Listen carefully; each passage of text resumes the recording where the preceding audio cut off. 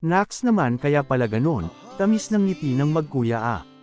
Yes po kaya naman sobrang tamis ng ngiti ng ating Prinsesa Rina sa tuwing nakikita niya ang Kuya Edo niya dahil kahit pala wala silang vlog o hindi sila binablog ay lagi pala itong dalawang magkuyang nagpangita.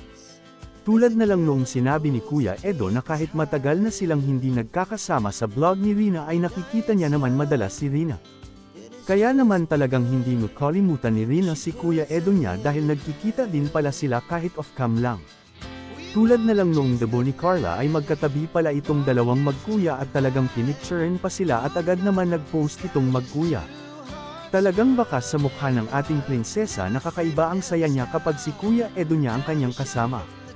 Siguro dahil panatag na ang loob niya kasi mabait naman talaga si Kuya Edo niya napaka-gentleman po talaga tatlo ni Edo pagdating sa babae. Kaya naman talagang malapit sa kanya ang ating prinsesa dahil kilala na niya ang Kuya Edo na inaalagaan siyang mabuti noon. At lagi ito ang kasama niya maging sa pamamasyal sa pagpapacheck up kaya hindi talaga niya makalimutan si Kuya Edo niya dahil nakatatak na sa isipan niya ang Kuya Edo niya. Kaya naman sana mapagbigyan na ang kahilingan ng karamihan na muling ibalik na ang Edrine. Dahil nakikita na ng karamihan na kaya nang harapin ni Edo ang lahat ng mga pangbabash sa kanya.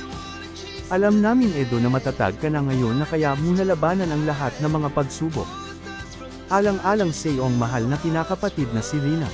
Kami ay nagbabasa kalilang naman po kung mapagbigyan na muling ibalik ang Edrine. Pero kung hindi pa panahon na ibalik ang Edrine willing po kaming maghintay. Kayo guys anong masasabi nyo please comment below na lang po at babasahin ko po ang lahat ng iyan guys. Hanggang dito na po muna po tayo sa ating topic reaction guys paki-like and share na rin po video kong ito.